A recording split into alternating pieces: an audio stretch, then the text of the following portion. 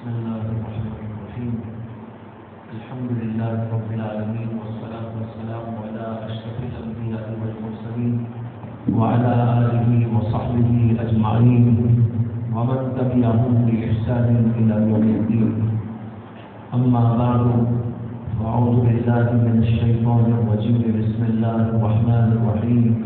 الحمد لله رب العالمين الرحمن الرحیم مالک یوم الدین. آپ حضرات کے سامنے سورۃ فاتحہ کی ابتدائی آیات پر کچھ کلام کیا جا رہا تھا. آج آپ کے سامنے پیش کرنا چاہتا ہوں اس سورت کی تیسری آیت، جس میں اللہ تعالیٰ فرماتے ہیں مالک یوم الدین. اوپر سے ترجمہ آپ ذہن میں رکھیں کہ اس میں کیا کہا جا رہا ہے. کہا یہ جا رہا ہے کہ تمام کی تمام تعریفیں اللہ کے لیے ہیں، جو تمام عالموں کا پالنہار ہے، جو بہت مہربان نہایت رحم والا مالک یوم الدین اور یوم جزا کا مالک ہے. اللہ کی صفات بیان کی جا رہی ہے. یہ ایک صفت بیان کی کہ وہ رب العالمین ہے، ایک صفت بیان کی کہ وہ رحمان ہے، ایک صفت بیان کی کہ وہ رحیم ہے، اور ایک صفت یہ بیان ہو رہی ہے مالک یوم الدین کہ وہ اللہ یوم جزا کا مالک. یوم جزا قیامت کا دن. جزا کے معنی ہے بدلہ. دین عربی میں متعدد معنی میں استعمال ہوتا ہے، ان میں سے ایک معنی اس کا ہوتا ہے جزا اور بدلہ. یہ بدلے کا دن قیامت کا دن ہے. قیامت کے بہت سارے نام قرآن کے اندر آئے ہیں. یوم الحشر اسے کہا گیا، یوم الحساب اسے کہا گیا، اور بہت سارے ناموں سے اس کو پکارا گیا. ایک نام اس کا یوم دین یعنی جزا اور بدلے کا دن. اللہ تبارک و تعالیٰ قیامت کے دن کے مالک. سوال یہ پیدا ہوتا ہے کہ اللہ تو آج کے بھی مالک ہے، کل کے بھی مالک ہے، اور تمام زبانوں کے مالک ہے، تمام دینوں کے مالک ہے. جب سب کے مالک اللہ ہی ہیں تو یہ کیوں کہا گیا ہے مالک یوم الدین کے قیامت کے دن کا مالک ہے؟ مزہ دراصل یہ ہے کہ اللہ ہر دن کا مالک ہے، لیکن قیامت کے دن ایسا دن ہوگا جس دن میں جھوٹی موٹی کوئی اور حکومت و طاقت والا باقی نہیں رہے گا. آج تو کچھ چھوٹے موٹے یوں کہہ لیجیے کہ جھوٹے دعوے دار حکومت تو موجود ہیں. ٹرمپ بھی موجود ہے، بش بھی موجود تھا، اور کوئی مودی بھی موجود ہے، کوئی اور اس طرح کے لوگ دنیا میں ہیں، کہتے ہیں کہ ہم مالک ہیں اور ہم حکومت کر رہے ہیں، ہمارے ہاتھوں میں حکومت ہے. یہ آج چھوٹے موٹے جھوٹے جو حکومت کے دعوے دار ہیں، قیامت کے دن تو ان میں سے کوئی باقی نہیں رہے گا. اس دن حکومت اللہ ہی کی حکومت ہوگی، ظاہراً بھی باطناً بھی اور حقیقتاً بھی. حقیقتاً تو آج بھی اللہ ہی کی حکومت ہے، لیکن ظاہری طور پر کچھ لوگ آج حکومت کے دعوے دار موجود ہیں، لیکن قیامت کے دن ان میں کوئی باقی نہیں رہے گا، اور کوئی یہ کہنے والا نہیں ہوگا کہ میں بھی کسی جگہ کا حاکم ہوں، میں بھی کسی جگہ کا مالک ہوں. اس لیے اللہ نے کہا مالک یوم الدین کے قیامت کے دن کا وہ مالک ہے. اب ذرا یہاں تھوڑی سی بات یہ سمجھنے کی ہے کہ اللہ تعالیٰ نے یہ کہا مالک یوم الدین. اس سے پہلے ذکر کیا ہے کہ وہ رب العالمین ہے. یہاں بتانا چاہتے ہیں کہ رب العالمین ہونے کی وجہ سے اللہ نے کائنات کو پیدا کیا، انسان کو بنایا، دیگر مخلوقات کو بنایا. یہ سب کچھ جو اللہ نے بنایا ہے یہ یوں ہی بیکار نہیں پیدا کر دیا، بلکہ ان کو ایک خاص دن میں لے جا کر ان کا ہر اچھا اور ہر اچھا اور برے کا بدلہ دکھایا جاتا ہے. اس لیے انسان یہ نہ سمجھے کہ اس کو یوں ہی پیدا کر دیا گیا ہے، یوں ہی اس کو ہاتھ دے دیے گئے ہیں، یوں ہی اس کو آنکھ دے دی گئی ہے، یوں ہی اس کو زبان دے دی گئی ہے، یوں ہی اس کو دماغ دے دیا گیا ہے، یوں ہی اس کو ایک کائنات کی چیزیں دے دی گئی ہیں، کھانا اور پینا اور مختلف ضرورت کی چیزیں اور سہولت کی چیزیں، زیر و زینت کی چیزیں اللہ نے اس انسان کو یوں ہی دے کر نہیں چھوڑ دی ہے، بلکہ ایک دن آنے والا ہے وہ رب العالمین مالک یوم جزا ہو کر تمہارے ہر اچھے کا بدلے کا، تمہیں ہر اچھے کا اور برے کا بدلہ عطا کرے۔ یہ بتانے کے لیے یہاں پر لایا گیا مالک یوم الدین، لہذا اس پوری کائنات کو اللہ نے پیدا کر کے یوں ہی اس کو بیکار نہیں چھوڑ دیا ہے۔ اللہ نے قرآن میں جگہ جگہ کہا ہے کہ کیا انسان یہ سمجھتا ہے کہ اس کو یوں ہی سدا اور بیکار پیدا کیا گیا ہے؟ افحسبتم انما خلقناکم عبثا وانکم الینا لا ترجعون، کیا اے انسانوں تم یہ سمجھتے ہو کہ تم کو یوں ہی بیکار پیدا کر دیا گیا ہے اور تم ہماری طرف لوٹائے نہیں جاؤ گے؟ نہیں، قیامت میں تم ہمارے پاس آؤ گے، تمہارے ہر اچھے کا، تمہارے ہر برے کا تمہیں بدلہ دکھایا جائے گا۔ قرآن پاک کی چھوٹی سی سورت ہے جس کا نام ہے سورۃ الزلزال، جس میں کہا گیا ہے اذا زلزلت الارض زلزالها واخرجت الارض اثقالها وقال الانسان ما لها يومئذ تحدث اخبارها بان ربك اوحى لها يومئذ يصدر الناس اشتاتا ليروا اعمالهم فمن يعمل مثقال ذرة خيرا يره ومن يعمل مثقال ذرة شرا يره۔ قیامت کا بھونچال آئے گا، زلزلہ برپا ہوگا، زمین کو ہلا کے رکھ دیا جائے گا، زمین اپنے خزانے اگل ڈالے گی اور زمین اپنی خبریں بھی بیان کرے گی، اس لیے کہ اللہ اس کو اس بات کا حکم دیں گے کہ وہ بیان کر۔ زمین بولے گی کہ میرے اوپر فلاں آدمی نے کھڑے ہو کر گندا کام کیا تھا، برا کام کیا تھا، اچھا کام کیا تھا، نماز پڑھا تھا، زنا کیا تھا، جھوٹ کہا تھا، فریب دیا تھا، جو کچھ اچھا برا انسانوں نے کیا ہوگا وہ سب کا سب زمین بیان کر دے گی۔ بِأَنَّ رَبَّكَ أَوْحَىٰ لَهَا يَوْمَئِذٍ يَصْدُرُ النَّاسُ أَشْتَاتًا، اس دن انسانوں کو مختلف کیٹیگریز میں اور مختلف جماعتوں میں تقسیم کر دیا جائے گا۔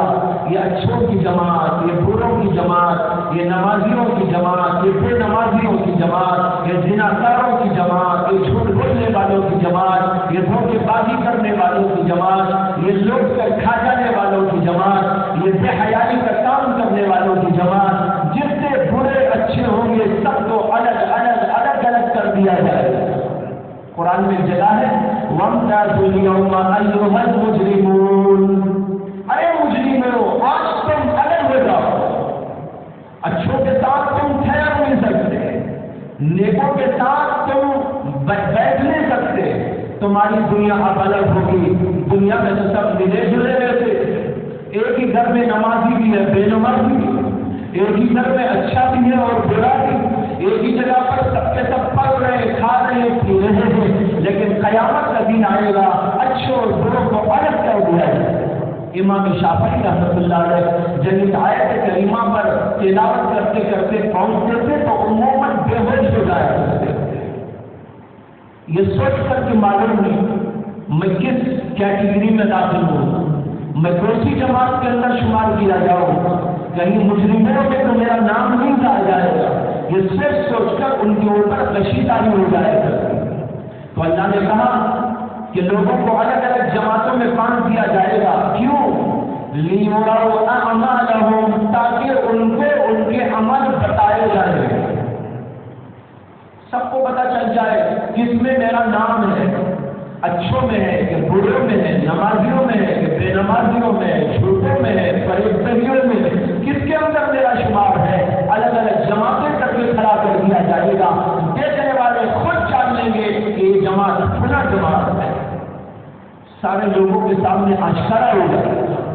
اور اللہ کہتے ہیں فَمَنْ يَعْمَلْ مِثْقَالَ ذَرَّةٍ خَيْرًا يَرَهُ وَمَنْ يَعْمَلْ مِثْقَالَ ذَرَّةٍ شَرًّا يَرَهُ، رتی برابر اچھائی کرنے والے کو بھی اس کا بدلہ دکھایا جائے گا، اور جس نے ذرہ برابر بھی کوئی جو ہے برائی کی ہوگی اس کو اس کی برائی کا بدلہ کے میدان میں ہو۔ یہ ہے قیامت، یوم جزا کا مالک۔ اللہ اوپر سے بیان کرتے کرتے نتیجے تک ہم کو لا کے چھوڑ رہے ہیں کہ دیکھو میری ذات ایسی ہے کہ میں رب العالمین ہوں، بہت مہربان ہوں، نہایت رحم والا ہوں، لیکن اسی کے ساتھ انصاف والا بھی ہوں، اس لیے میں انصاف بھی کروں گا، انصاف کی ترازو قائم کی جائے گی اور اچھے اور برے کا بدلہ دیا جائے گا۔ اس لیے اپنی زندگیوں کو اس زندگی کے اندر ٹھیک کرنے کی کوشش کرو تاکہ اللہ تبارک و تعالیٰ قیامت کے دن تمہیں تمہاری اچھائیوں کا بدلہ دے اور تمہیں تمہاری برائیوں کو دیکھنے کی نوبت نہ آئے۔ اس کے لیے کہا گیا مالک یوم الدین۔ قیامت کا عقیدہ، آخرت کا عقیدہ بنیادی عقیدوں میں سے۔ یہ جو 3 آیتیں ہمارے سامنے، بلکہ 4 آیتیں آئی، ان 4 آیتوں میں 3 بنیادی عقیدے سمجھا دیے گئے۔ ایک بنیادی عقیدہ ہے اسلام کا توحید، دوسرا بنیادی عقیدہ ہے اسلام کا نبوت، اور تیسرا عقیدہ ہے آخرت۔ یہ تینوں یہاں پر بیان کر دیے گئے۔ پہلی آیت کے اندر جو کہا گیا الحمدللہ، تمام تعریفیں اللہ ہی کے لیے ہے، کسی کے لیے، اس کے اندر توحید کا درس ہو گیا۔ پھر جب کہا گیا رب العالمین، وہ رب العالمین ہے، عالموں کا پالنہار ہے، اور کل میں نے اس کی تفسیر میں آپ کو بتایا تھا، اللہ جیسے رب العالمین ہے، ہمارے کھانے کے پینے کے انتظامات کے اعتبار سے، ہمارے جسم اور جسمانیات کی سہولت و ضرورت کے مسائل کے اعتبار سے، وہیں پر اللہ رب العالمین ہے ہماری روحوں کی تربیت دینے کے اعتبار سے۔ اسی لیے اللہ نے پیغمبروں کو بھیجا، جیسے اللہ نے کھانا و پینا پیدا کیا ہمارے جسموں کے واسطے، اسی طرح ہماری روحوں کی تربیت کے لیے انبیاء کا نظام دنیا کے اندر قائم کیا۔ رب العالمین کے اندر نبوت کا عقیدہ بیان کر دیا گیا۔ اور تیسرا عقیدہ یہ ہے آخرت والا عقیدہ، مالک یوم الدین، میں یوم جزا کا مالک ہوں، اس لیے ذرا سمجھ کے رہنا، ٹھیک ٹھاک رہنا، اچھا عمل کرنا، برائیوں سے بچتے رہنا۔ یہاں پر ہم کو تنبیہ کر دی گئی ہے، یہ 3 عقیدے یہاں پر سمجھا دیے گئے ہیں۔ جب آدمی عقیدے توحید اور عقیدے نبوت کو مانتا ہے تو اس پر چلنے کی آسانی اس وقت میں پیدا ہوتی ہے جب عقیدے آخرت کو بھی مانتا ہے۔ اسی لیے علماء نے لکھا ہے کہ عقیدے آخرت ایک انقلابی عقیدہ ہے۔ ماننے کو تو آدمی مان لے، لیکن اگر عقیدہ اس کا آخرت پر نہ ہوگا تو اس کے ذہن میں یہ ہوگا ہی نہیں کہ ایک دن آنے والا ہے جس میں سزا و جزا کے فیصلے ہوں گے، اور جس کے اندر میری ہر اچھائی، میری ہر برائی صرف وہ نہیں جو لوگ جانتے ہیں، وہ بھی جو کوئی نہیں جانتا لیکن میرا پروردگار جانتا ہے، اس کا بھی وہاں پر بدلہ بھی ہوگا۔ دل کے اندر کے خوف کا بھی بدلہ ملے گا، اور چھپ کر کیے جانے والے گناہوں کا بھی بدلہ ملے گا۔ ظاہر میں جو ہوتا ہے اس کا تو ملے گا ہی، جو کوئی نہیں جانتا، میرا دوست نہیں جانتا، میرا بڑا نہیں جانتا، میرا چھوٹا نہیں جانتا، میرے قریب رہنے والا نہیں جانتا، لیکن وہ جانتا ہے جو مجھ کو پیدا کرنے والا ہے، وہ ان گناہوں کا بدلہ مجھ کو وہاں پر دے گا۔ یہ عقیدہ ایک انقلابی عقیدہ ہے۔ جب یہ عقیدہ مضبوط ہو جاتا ہے تو چاہے وہ لوگوں کے درمیان میں ہو یا تنہائیوں کی زندگی گزار رہا ہو اور الگ اعلان کچھ کرتا ہو یا چھپ چھپا کر کرتا ہو، ہر موقع پر اس کے سامنے یہ عقیدہ ہوگا آخرت آنے والی ہے، سزا اور جزا کے فیصلے ہونے والے ہیں، اللہ مجھ کو دیکھ رہا ہے، فرشتے نوٹ کرتے جا رہے ہیں، سب کا کچا چھٹا وہاں پر سامنے آئے گا۔ جو آدمی یہ عقیدہ رکھے گا وہ اپنی زندگی کو ضرور بنانے کی کوشش کرے۔ لیکن بھائیو، امام غزالی نے ایک بات لکھی ہے، انہوں نے لکھا ہے کہ عقیدہ آخرت مومن تسلیم تو کرتے ہوئے لیکن بالعموم یہ عقیدہ لوگوں کے سوئے دار قلب میں داخل نہیں ہوا ہے. یہ ان کے الفاظ ہیں. کہتے ہیں مانتے تو ہیں آخرت آئے گی، لیکن دل کے اندر گھسا نہیں ہے بیشتر لوگوں کا یہ عقیدہ. اس وجہ سے گناہ کرتے رہتے ہیں. معلوم تو ہے عقیدہ، جانتا تو ہے مسئلہ آخرت آنے والی ہے، لیکن دل کی گہرائیوں میں نہ اترنے کی وجہ سے گناہ پر گناہ کرتا چلا جاتا ہے. کتنے لوگ ہیں روزانہ گناہوں کے اندر مبتلا ہے، لیکن ان کو اس بات کا احساس نہیں ہے کہ قیامت کے دن مجھے ہر اچھے اور برے کو دیکھنا پڑے گا. اس لیے عقیدے کو دل کے اندر گھسانے کی ضرورت ہے، مضبوط طور پر گھسانے کی ضرورت ہے. ہم کہیں بھی ہوں، کسی جگہ بھی ہوں، یہ عقیدہ ہمارے ساتھ میں رہے تو ہماری زندگی ٹھیک چلتی رہے گی اور گناہوں سے دور رہنے اور نیکیوں کے انجام دینے میں سہولت پیدا ہو جائے. اللہ نے جو نعمتیں دی ان کو ہم استعمال کرتے ہیں، قیامت کے دن ان کے بارے میں بھی بات کر ہوگی. جو اللہ نے ہمیں بہت ساری صفات، بہت سارے کمالات، بہت ساری نعمتیں عطا کی، آنکھ کی نعمت، زبان کی نعمت اور دل کی نعمت، دماغ کی نعمت، ہاتھ پیر کی نعمت، ان میں سے ہر ایک کے بارے میں سوال و جواب ہوگا. مال عطا کیا ہے تو مال کے بارے میں بھی سوال و جواب ہوگا. اسی طرح جو کچھ اللہ نے دیا اس کے سوالات وہاں پر کیے جائیں گے. پوچھ تاچھ ہوگی، بتاؤ ہماری نعمتوں کو تم نے کیسے استعمال کیا. حدیث میں آتا ہے نبی اکرم صلی اللہ علیہ وسلم ایک دفعہ بہت بھوکے تھے، کئی دن کا فاقہ تھا. فاقے کی شدت جب حد سے زیادہ ہو گئی، بےتابی کے عالم میں اللہ کے نبی علیہ السلام عین دوپہر کے وقت اپنے گھر کے باہر نکلے. باہر نکل کے کھڑے ہیں، دیکھا کہ اپنے گھر سے حضرت ابو بکر صدیق بھی باہر نکل گیا. اللہ کے نبی علیہ السلام نے پوچھا کہ ابو بکر، ایسے وقت میں جب تپتی ہوئی گرمی، سب کے سب لوگ اندر رہتے ہیں، باہر کوئی نہیں نکلتا، یہ عرب کی گرمی کا حال ہے. اللہ کے نبی نے پوچھا کہ ابو بکر اس وقت کیوں باہر نکلتے؟ حضرت ابو بکر نے عرض کیا کہ یا رسول اللہ، انتہائی بھوک کی شدت نے مجھ کو مجبور کر دیا باہر نکلنے. اللہ کے نبی نے کہا تم کو جس چیز نے مجبور کیا مجھے بھی اسی چیز نے باہر نکلنے پہ مجبور کیا ہے، یعنی میں بھی بھوکا ہوں. دونوں حضرات مل کر ذرا سا آگے بڑھے تو حضرت عمر کو دیکھا. حضرت عمر سے بھی اللہ کے نبی نے پوچھا کہ عمر، بھوک کی شدت سے باہر کہاں نکلے ہو؟ انہوں نے کہا یا رسول اللہ، کئی دن کے فاصلے میں بڑا بےتاب کر دیا اور مجھے مجبور کیا کہ باہر نکلو، دیکھوں کہ کچھ کھانے پینے کو ملتا ہے کہ نہیں ملتا. اللہ کے نبی نے کہا مجھے بھی اسی چیز نے مجبور کیا، چلو کہیں چلتے ہیں. اللہ کے نبی علیہ السلام دونوں صحابہ کو لے کر ایک صحابی کے باغ میں پہنچے جن کا نام حضرت ابو الہیثم ہے. حضرت ابو الہیثم باغ والے صحابی تھے، ان کا بہت بڑا باغ تھا. اللہ کے نبی علیہ السلام وہاں تشریف لے گئے. جب وہاں پر گئے تو اتفاق کی بات یہ ہے کہ حضرت ابو الہیثم موجود نہیں تھے، لیکن ان کی بیوی صحابہ موجود تھی. جب ان کی بیوی نے اللہ کے نبی کو دیکھا تو بہت خوش ہوئی. انہوں نے حجیر بچھائی اور پھر اس کے بعد جلدی سے جا کر کھجور کی کچھ شاخیں لے کے آئی اور اللہ خوش لے آئے، اللہ کے نبی کے سامنے رکھا اور کہا کہ اس کو استعمال کرو. اتنے میں دیکھا تو حضرت ابو الہیثم بھی آ گئے. حضرت ابو الہیثم نے اللہ کے نبی کو اور دو صحابہ کو اپنے باغیچے کے اندر دیکھ کر بہت ہی خوشی کا اظہار کیا اور پھر انہوں نے اپنی بیوی سے کہا کھانے پکانے کا کچھ سامان ہے؟ بیوی نے کہا ہاں ایک بکری.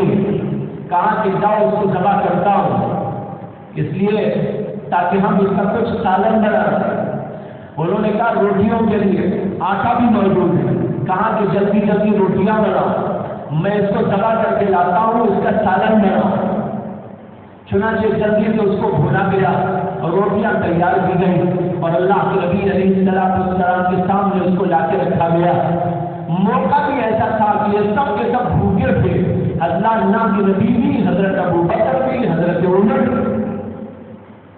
موقع آیا کھانے کا تو کھانے لگے۔ ابو الہیثم بھی اللہ کے نبی کے ساتھ شریک ہوئے، ان کی بیوی بھی ایک طرف بیٹھ کر کھانے لگی، لیکن جب کھانے سے فراغت ہو گئی دیکھا تو اللہ کے نبی علیہ السلام کے آنکھوں سے آنسو جاری ہوئے، اور پھر اللہ کے نبی علیہ السلام زارو قطار ہو گئے، یہاں تک کہ آپ کی ہچکیاں ملی۔ اللہ کے نبی کو روتا کر کر حضرت ابو بکر بھی رونے لگے، حضرت عمر کو بھی رونا آیا، اور ابو الہیثم کو بھی رونا آ گیا، اور ادھر ان کی بیوی بھی رونا شروع کر دی۔ ایک کوہرام سمجھ گیا، سب کے سب رو گئے، سوائے اللہ کے نبی کو کسی کو نہیں معلوم کہ رونا کیوں ہو رہا۔ روتے رہے تھے لیکن پتہ نہیں رونا اس لیے آیا۔ اللہ کے نبی رو گئے، ابو بکر بھی رو گئے، اور دوسرے لوگ بھی رونے لگے۔ جب اللہ کے نبی کو سمجھ گئے تو حضرت ابو بکر نے حضرت عمر نے پوچھا کہ اللہ کے نبی ماں یبکی کا، آپ کیوں رو رہے تھے؟ اللہ کے نبی نے فرمایا میں اس لیے رویا کہ اللہ نے یہ نعمتیں ہم کو عطا کی، کھانے کی، پینے کی، اور جو کچھ کہ ہم نے کھایا اور پیا قیامت کے میدان میں ان میں سے ہر ایک کا ہم کو جواب دینا ہے، اس لیے رونا۔ اللہ کے نبی علیہ السلام اس کھانے کو، پینے کو، کھانے پینے کے بعد اس بات کا احساس کر رہے کہ قیامت میں ان میں سے ہر چیز کا مجھے جواب دینا ہے۔ آج ہم کتنی نعمتیں کھاتے ہیں، اللہ کی کیسی کیسی نعمتیں کھاتے ہیں، اللہ نے کس قدر فراوانی سے ہم کو اور آپ کو عطا کر دیا ہے۔ وہاں 3-4 دن کے فاقے کے بعد کھائے تھے اور اللہ کے نبی علیہ السلام رونے لگے ہیں، صحابہ کرام کو رونا آ رہا ہے، اور یہاں صبح شام دوپہر پتہ نہیں کھاتے کھاتے کھاتے ہم تو پیٹ والے ہی ہو گئے ہیں، لیکن اس کے باوجود کبھی یاد نہیں آتا کہ ان میں سے ہر ایک نعمت کا اللہ کے پاس جا کے ہم کو جواب دیا۔ یہ ہے بھائیو آخرت کا احساس، آخرت کی فکر، آخرت کے بارے میں اس بات کا جو ہے احساس کرنا کہ قیامت میں جا کر مجھے ہر چیز کا جواب دینا۔ اسی طریقے پر ایک بات آخرت کے سلسلے میں یہ بھی ذہن میں رہنا ہے کہ اگر ہم نے کسی کا نقصان پہنچا دیا، کسی کی کوئی چیز ہم نے دبا دی، کسی کو ہم نے گالی دے دی، کسی کی غیبت کر ڈالی، کسی کو ہم نے نقصان پہنچا دیا، ان میں سے بھی ہر ایک کے سلسلے میں قیامت کے دن بات کچھ ہوگی اور وہاں پر ہمیں اس کا بدلہ دینا ہوگا۔ ایک حدیث میں آتا ہے اللہ کے نبی علیہ السلام نے حضرات صحابہ کرام سے پوچھا جانتے ہو من المفلس، مفلس کس کو کہتے ہیں؟ صحابہ نے کہا کہ یا رسول اللہ مفلس وہ ہے جس کے پاس درہم و دینار نہ ہو، مال پیسہ نہ ہو۔ آپ نے کہا نہیں، مفلس یہ نہیں ہے، مفلس اس کو کہتے ہیں جس کے پاس نیکیاں ہوں، بہت ساری نیکیاں اس نے کی ہوں، لیکن اسی کے ساتھ ساتھ اس نے کسی کو نقصان پہنچا دیا ہو، کسی کی غیبت کر ڈالی ہو، اور کسی کو بے عزت کر دیا ہو، کسی کا مال دبا لیا ہو، کسی کی زمین غصب کر لی ہو، یا کسی طریقے پر کسی کو نقصان پہنچایا ہو، جانی اعتبار سے، مالی اعتبار سے، یا عزت و آبرو کے اعتبار سے، جس نے ایسا سب کچھ کیا نیکیاں بھی لے جائے گا اور لوگوں کی طرف سے لوگوں کے حق میں کیے جانے والی یہ نقصان کی باتوں بھی لے کر جائے گا۔ قیامت کے دن جب جائے گا تو وہاں پر وہ سب کے سب لوگ اللہ کے دربار میں اس کی شکایت کرنے آئیں گے، اے اللہ اس نے میرا مال دبا لیا تھا، میری اس نے زمین دبا لی تھی، مجھے اس نے گالی دے دی تھی، اس نے میرے قیمت کر دی تھی، اس نے مجھ سے بے عزت کر دیا تھا، آج ہم کو اس کا بدلہ ہوا ہے۔ اللہ کے نبی علیہ السلام نے فرمایا کہ ان لوگوں کو جو مانگنے کے لیے آئیں گے، مطالبہ کریں گے، اللہ تعالیٰ کہیں گے کہ تم لوگ اطمینان رکھو کہ تمہارا حق دلایا جائے گا۔ پھر اس کے بعد فرشتوں کو حکم دیا جائے گا کہ اس آدمی کی نیکیاں لے کر ان لوگوں کو دیتے چلے جاؤ۔ اب اس کی نمازیں، اس کے روزے، اس کی زکاتیں، اس کے صدقات اور اس کی قربانیاں اور اس کے ذکر و تلاوت کے ثوابات، یہ سب کچھ ان لوگوں کو دے دیا جائے گا۔ دینے کے باوجود پھر بھی کچھ لوگ ہوں گے جو کہیں گے اللہ ہمیں کچھ نہیں ملا، اس کی نیکیاں ختم ہو گئی۔ اللہ تعالیٰ کہیں گے اس کی نیکیاں ختم ہو گئی، مانگنے والے اب بھی موجود ہیں، اب ایسا کرو کہ ان کے گناہ اٹھا کر اس کے حصے میں ڈالو تاکہ ان کا گناہ ذرا کم ہو جائے، یہی ان کے لیے ان کا بدلہ ہو جائے گا۔ اس طریقے پر ان کے گناہ اٹھا کر اس کے حصے میں ڈال دیے جائیں گے۔ لایا تھا بہت ساری نیکیوں کا ڈھیر، لیکن اب یہاں نیکیاں تو دوسروں کے حصے میں چلی گئی، یہاں پر رہ گئی خود اپنی برائیاں اور دوسروں کی برائیاں۔ اللہ کے نبی نے فرمایا یہ ہے حقیقی مفلس جو جائے گا نیکیاں لے کر لیکن کوئی نیکی اس کے کام میں آئے گی۔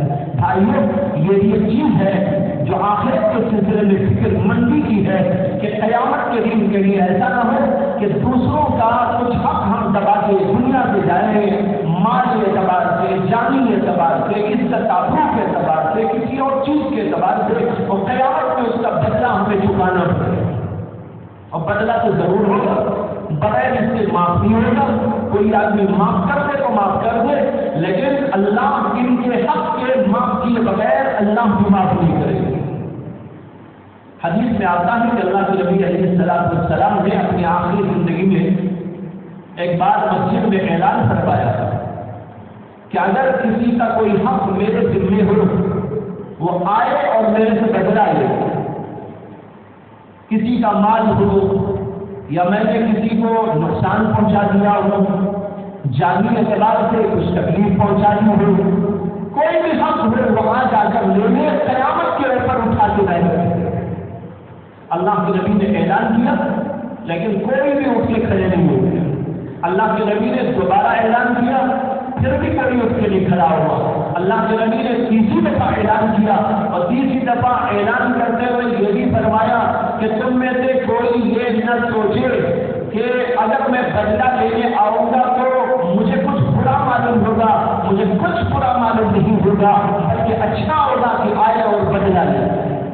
اس پر ایک صحابی کھڑے ہو گئے، انہوں نے کہا یا رسول اللہ، ایک دفعہ ایسا ہوا تھا کہ آپ نے میری پشت پر مجھے مارا تھا، اس کا بدلہ لینا چاہتا ہوں۔ اللہ کے نبی نے کہا کہ بھائی آ جاؤ۔ وہ قریب آئے، تمام صحابہ پریشان ہو کر دیکھنے لگے۔ انہوں نے کہا یا رسول اللہ، جب آپ نے مجھے مارا تھا تو میری پشت پر کوئی چادر وادر کچھ نہیں تھی، آپ کے تو پشت مبارک پر چادر موجود ہے، چادر آپ ہٹا دیجیے تاکہ میں مار کر بدلہ لے لوں۔ اللہ کے نبی علیہ السلام نے چادر ہٹائی اور کہا کہ آپ بدلہ لے لو، لیکن اس صحابی نے اللہ کے نبی علیہ السلام کو مارا نہیں، نہ مارنا مقصود تھا، بلکہ آ کر اللہ کے نبی علیہ السلام کی پشت پر بوسہ دینے لگے اور چمٹا دیا اللہ کے نبی کے جسم کو اپنے جسم کے ساتھ، اور یہ عرض کیا کہ یا رسول اللہ، خدا نہ خواستہ بدلہ لینا مقصد نہیں تھا، بلکہ بات یہ تھی کہ مجھے یہ بات آپ سے پہنچی تھی کہ آپ نے فرمایا تھا یہ نبی کے جسم سے جس کا جسم مست ہو جاتا ہے اس کے اوپر جہنم حرام ہو جاتی ہے۔ میں چاہ رہا تھا کہ میرا جسم آپ کے جسم سے مل جائے، مست ہو جائے، اس لیے میں نے اس ترکیب اختیار کی تھی۔ لیکن یہاں سوچنے کی بات یہ ہے، اللہ کے نبی علیہ السلام کو آخرت کی فکر سے یہاں پر یہ بات کا اعلان کرنے کا جی چاہ رہا ہے کہ آؤ میرے سے بدلائیے۔ اس لیے بھائیوں، جو کچھ ہے دنیا میں صاف کر دیا جائے، ایک اللہ کہا اس کو بھی صاف کرو، ایک مخلوق کہا اس کو بھی صاف کرو۔ ایک چھوٹا سا واقعہ سنا کی بات ختم کرتا ہوں کہ آخرت کا عقیدہ جب مضبوط ہوتا ہے تو آدمی کے اندر کس قدر انقلاب پیدا ہوگا۔ ایک بادشاہ گزرے جن کا نام ہے الگ پر سلام، بڑے اچھے آدمی تھے۔ ان کے انتقال کے بعد ان کے جو بیٹے تھے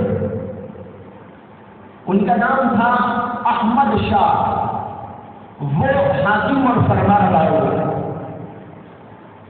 جب وہ حاکم اور فرما روا تھے اس زمانے میں ایک واقعہ پیش آیا کہ احمد شاہ ایک علاقے میں گئے شکار کھیلنے کے لیے اپنے لوگوں کے ساتھ، اپنے فوجیوں کے ساتھ۔ یہ تو شکار کھیلتے کھیلتے کسی ایک طرف کو ہو گئے اور ان کے سپاہی کسی اور طرف۔ سپاہیوں نے جب بھوک محسوس کی تو جس علاقے میں گئے تھے وہاں جو لوگوں کا ملتا رہا اس کو اٹھاتے تھے، کھاتے تھے۔ کسی کے چاول مل گئے، کسی کی کوئی چیز مل گئی، کسی کو کچھ مل گیا، جو ملا بس اس کو اٹھانا اور پکانا اور کھانا۔ اسی علاقے میں ایک عورت رہتی تھی، اس کے پاس ایک گائے تھی اور اسی گائے پر اس کی پوری زندگی کا اور اس کے بچوں کے گزر بسر کا مدار تھا۔ گائے کا دودھ پیتے تھے، گائے کا دودھ بیچتے تھے اور گائے کے دودھ ہی پر جو ہے بیچ کر جو کچھ پیسہ وصول ہوتا تھا اسی سے گزر بسر ہوتا تھا۔ گویا کہ پوری کائنات اس عورت کے پاس ایک گائے تھی۔ ان لوگوں نے جا کر اس علاقے میں جہاں اور بہت سارے لوگوں کی چیزیں لی، اس عورت کی گائے کو بھی پکڑا، ذبح کیا، کسی کا چاول اٹھایا اور بریانی بنائی اور کھا گئے۔ گوشت دیے، کسی کا چاول، کسی کا مسالہ لیا اور اس کو اچھی طرح بریانی بنا کے کھا لیا۔ اب وہ بیچاری عورت روتی رہی، لوگوں سے کہنے لگی کہ میدان یہ حال ہو گیا۔ وہاں کے لوگوں نے کہا کہ دیکھو یہ بادشاہ کے لوگ ہیں اور بادشاہ کے بارے میں ابھی خبر ملی ہے کہ وہ فلاں جو پل ہے ہمارے علاقے میں، اس پل کے اوپر سے گزرنے والا، تو وہاں پل کے پاس کھڑے ہو گیا۔ اور جب بادشاہ وہاں پر پہنچے تو اس سے اپنی پوری بات کہنا، شکایت کرنا کیسے کیا ہوتا ہے۔ یہ عورت بڑی ہمت والی تھی اور چلی گئی اور پل پر جا کر انتظار میں کھڑی ہو گئی۔ اب انتظار کرتے کرتے کئی گھنٹے ہو گئے۔ کئی گھنٹوں کے بعد واقعی پتہ چلا کہ بادشاہ آ رہا ہے اپنے پورے سو لشکر کے ساتھ۔ چنانچہ جب وہ قریب آیا تو وہ عورت بیچ میں جا کے کھڑی ہو گئی اور ہاتھ اٹھا کے بادشاہ سے کہنے لگی ٹھہر جاؤ۔ سارے لوگ اسے کہنے لگے ہٹ جا، لیکن وہ کہنے لگی میں تو ہٹنے والی نہیں، میں بادشاہ کو روکنے والی ہوں۔ بادشاہ انصاف پسند تھا، اس نے کہا اس کی سننا ہے، غور کریں گے کیا کہتی ہے، ٹھہر جاؤ۔ لشکر کو حکم دیا، سب ٹھہر گئے اور عورت نے کہا کیا بات ہے؟ تو اس نے اپنی بات رکھی کہ تمہارے سپاہیوں نے میرے اوپر بڑا ظلم کیا ہے، میں ایک بیوہ عورت ہوں، میرے اتنے بچے ہیں اور میرا اور میرے بچوں کی زندگی کا پورا مدار ایک گائے پر تھا۔ اسی گائے کو تمہارے لوگوں نے پکڑ کر جو ہے کھا لیا، کاٹ کر ذبح کر کے مزہ کر لیا ہے۔ اب میرے پاس جینے کا کوئی سامان نہیں ہے، اب بس میرے لیے اور میرے بچوں کے لیے موت کا منہ کھلا ہوا۔ اب دیکھو تمہارے سے میں شکایت کرنے والی ہوں، شکایت کر رہی ہوں، اب مجھے تم یہ بتاؤ کہ تم یہ میرا فیصلہ اس پل سے کرو گے کہ اس پل سے کرو گے؟ ایک جملہ کہا اس نے کہا مجھے بتاؤ کہ تم میرا فیصلہ اس پل سے کرو گے کہ اس پل سے کرو گے؟ اس پل کو سمجھتے ہیں نا، یعنی قیامت میں آنے والا پل صراط جس کو کہتے ہیں۔ وہ عورت بڑی ہمت کے ساتھ دلیرانہ یہ کلام کرنے لگی اور اس نے کہا اب مجھے بتاؤ کہ اس پل پہ کرو گے میرا فیصلہ کہ اس پل پہ کرو گے؟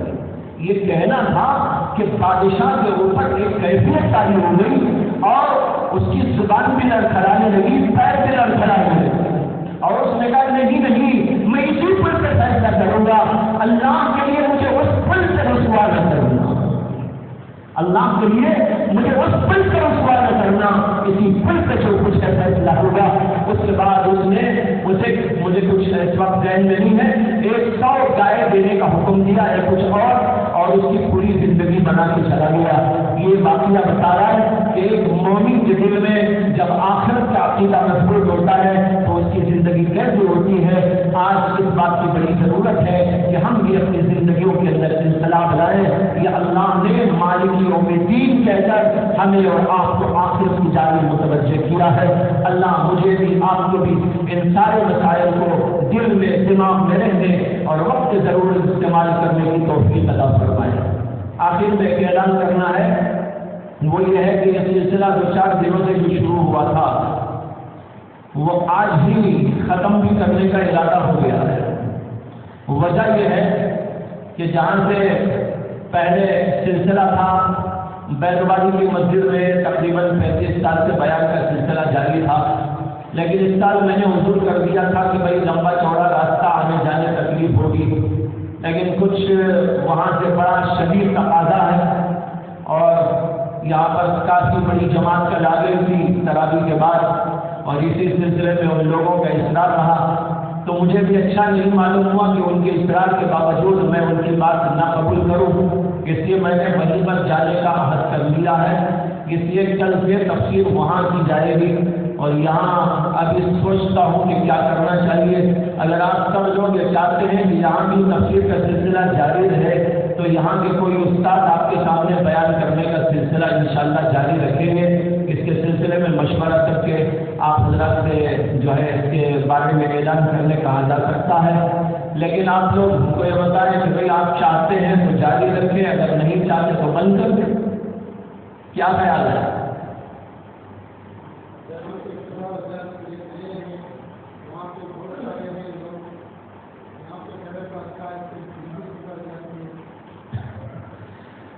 وہی کوئی اور بیان کریں گے انشاءاللہ۔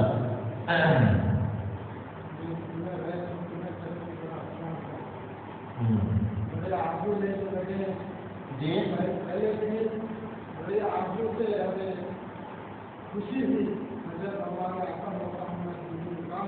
جزاک اللہ تعالیٰ آپ کو جزائے خیر عطا فرمائے، لیکن اس وقت مسئلہ کچھ ایسا ہے کہ وہاں بھی جو ہے تقاضا شدید ہونے کی وجہ سے اور ایک پرانا سلسلہ وہاں رہنے کی وجہ سے بھی اس تقاضے کو پورا کرنا کچھ اہم سا معلوم ہو رہا ہے۔ اسے یہاں کے لیے کوئی نظم سوچیں گے انشاءاللہ، اللہ تعالیٰ اس کے سلسلے میں ہماری رہنمائی فرمائے، اور جو کچھ کے کہا گیا سنا گیا دعا کریں اللہ تعالیٰ ہم سب کو ان ہدایت پر عمل کی توفیق عطا فرمائے۔ وآخر دعوانا الحمد للہ رب العالمین۔ اللهم صل على سيدنا محمد وعلى آل سيدنا مولانا محمد وبارك وسلم۔ ربنا آتنا في الدنيا حسنة وفي الآخرة حسنة وقنا عذاب النار۔ ربنا لا تزغ قلوبنا بعد إذ هديتنا وهب لنا من لدنك رحمة إنك أنت الوهاب۔ ربنا لا تجعلنا فتنة للقوم الظالمين ونجنا برحمتك من القوم الكافرين۔ سبحان ربك رب العزة عما يصفون وسلام على المرسلين والحمد لله رب العالمين۔